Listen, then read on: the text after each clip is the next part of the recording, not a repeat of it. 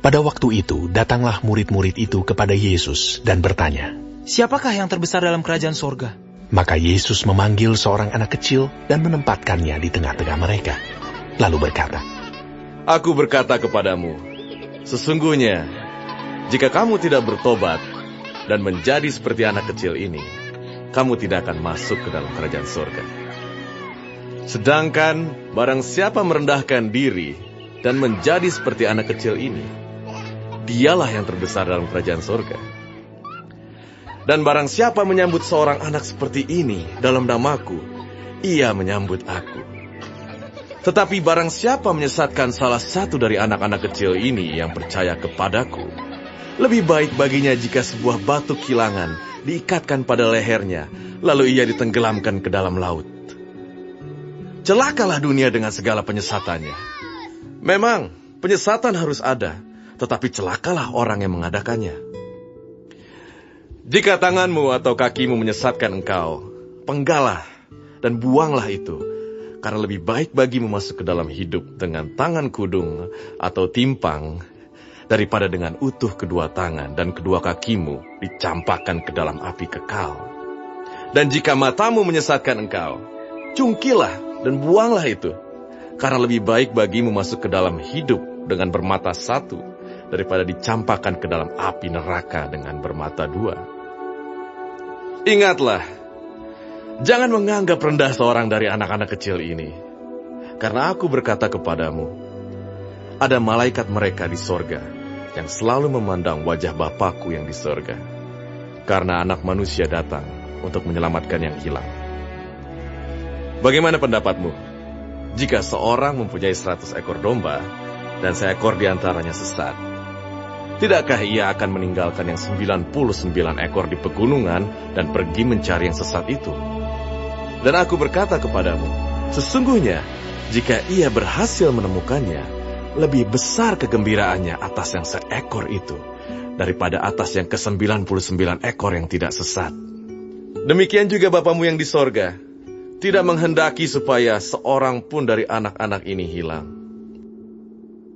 Apabila saudaramu berbuat dosa, tegurlah dia di bawah 4 mata.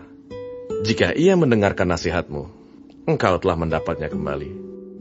Jika ia tidak mendengarkan engkau, bawalah seorang atau 2 orang lagi, supaya atas keterangan 2 atau 3 orang saksi, perkara itu tidak disangsikan. Jika ia tidak mau mendengarkan mereka, sampaikanlah soalnya kepada jemaat. Dan jika ia tidak mau juga mendengarkan jemaat, pandanglah dia sebagai seorang yang tidak mengenal Allah, atau seorang pemungut cukai.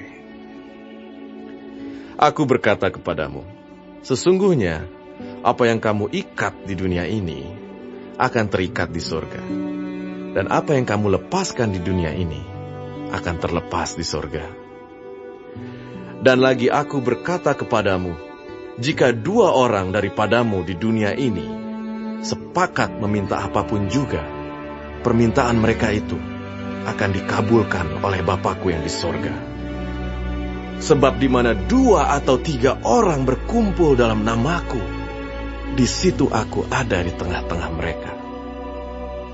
Kemudian datanglah Petrus dan berkata kepada Yesus, "Tuhan, sampai berapa kali aku harus mengampuni saudaraku jika ia berbuat dosa terhadap aku? Sampai 7 kali?"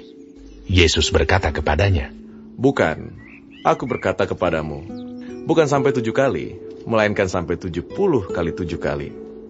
Sebab hal kerajaan surga seumpama seorang raja yang hendak mengadakan perhitungan dengan hamba-hambanya. Setelah ia mulai mengadakan perhitungan itu, dihadapkanlah kepadanya seorang yang berhutang 10.000 talenta. Tetapi karena orang itu tidak mampu melunaskan hutangnya, raja itu memerintahkan supaya ia dijual beserta anak istrinya dan segala miliknya untuk membayar hutangnya. Maka sujudlah hamba itu menyembah dia. Katanya, sabarlah dahulu, segala hutangku akan kulunaskan. Lalu tergeraklah hati raja itu oleh belas kasihan akan hamba itu, sehingga ia membebaskannya dan menghapuskan hutangnya.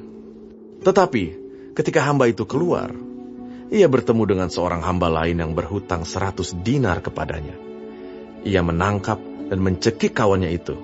Katanya, bayar hutangmu.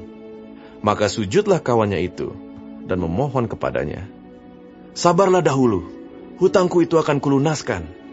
Tetapi ia menolak dan menyerahkan kawannya itu ke dalam penjara sampai dilunaskannya hutangnya. Melihat itu, kawan-kawannya yang lain sangat sedih, lalu menyampaikan segala yang terjadi kepada tuan mereka. Raja itu menyuruh memanggil orang itu dan berkata kepadanya, "Hai hamba yang jahat, seluruh hutangmu telah kuhapuskan karena engkau memohonkannya kepadaku. Bukankah engkau pun harus mengasihani kawanmu seperti aku telah mengasihani engkau?" Maka marahlah tuannya itu dan menyerahkannya kepada algojo-algojo sampai ia melunaskan seluruh hutangnya. Maka Bapakku yang di sorga akan berbuat demikian juga terhadap kamu, apabila kamu masing-masing tidak mengampuni saudaramu dengan segenap hatimu.